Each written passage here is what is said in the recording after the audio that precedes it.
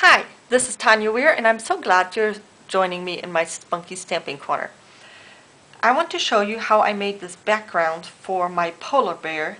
He's out of my newest favorite set, Zoo Review, which comes with the lion, the zebra, the giraffe, the penguin, and this polar bear. And I just wanted to do a winter sunset scene where I can take advantage of the white for the snow. So if you can see this, I'm not sure how well this shows up in the video. I have the brand new Dazzling Details here along the snow to give it that icy, sparkling feel. And then the background is done using the brayer. So let's get to it. I've already got my piece of cardstock.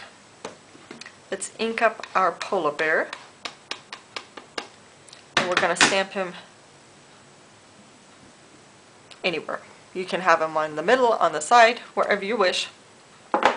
Important is that you also stamp him on a post-it note that is self-adhesive.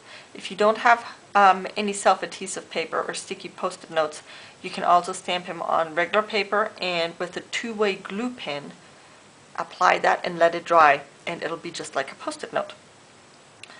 So I am going to stick him right on top of my bear here to mask the bear. And that means when I go over my piece of paper or cardstock with my brayer, the bear is going to stay white, just like he is right here. I'm going to only roll on the background. Now I want to keep some snow, so to do that, I'm going to grab another piece of post-it note, one that is wider than my cardstock, and I'm going to, let's see, put it right down here. And I can kind of see the line right here where my cardstock ends, and I can tell that that's completely crooked, and that would mean I have my ice bear or polar bear sitting on a hill, which is fine too. Sometimes I like it hilly. So now I'm actually going to line that up with a line on my post-it note. Every so often I have to be a perfectionist. Very cool. So this is ready to go. Now we need to apply the color to our brayer evenly, and sometimes I ink it up straight from the pad, but here I wanted a really bright color transfer. And while I prep that, I should move this.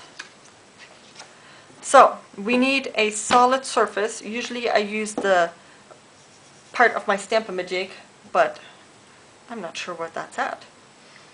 You can use a piece of glass. In this case I'm using a piece of tile. I'm going to put a line of real red on the top, Melon Mambo in the middle,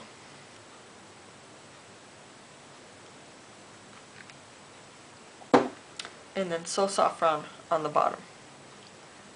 And really, as I am looking at this, I should have put these a little bit closer together because we're only using that much. So I'm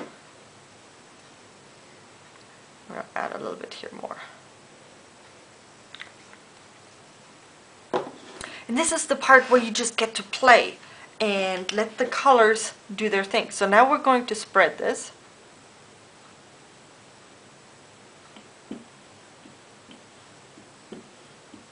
And you can already see how it blends. And now I'm going to move my brayer a 1/4 inch down so that the lines blend in a little bit, so we get a nice mixing. And I'm going to add a little bit more saffron. I'm just going to drop it on because I don't want to pick up that color into my refill. Look at that. That in itself is gorgeous. And you just roll to get that on there nice and evenly. And now we come back with our image. And I'm just gonna roll it on.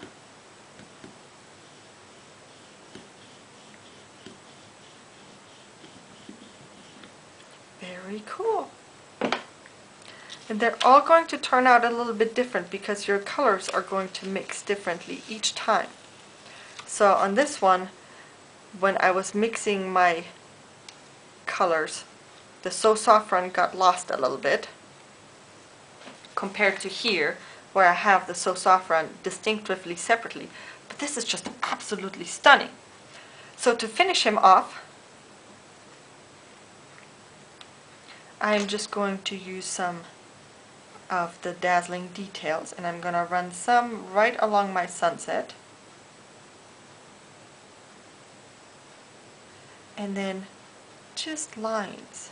And there I'm actually copying the texture of these lines that they gave us in the profile here on the stamp. That's it. Mount it and you have a gorgeous card.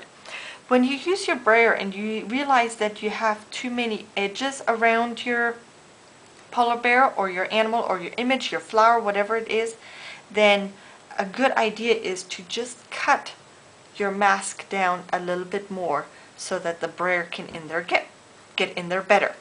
So, thank you for joining me. This piece here, I'm going to let it dry and then I'm going to mount it just like I did on this card. I am so glad you joined me for this little brayer tutorial, and I hope you make beautiful cards yourself. Don't forget to stop by my blog, which is www.spunkycards.com, or send me an email at Tanja, with a J, Tanja, at spunkycards.com. Can't wait to hear from you. Bye!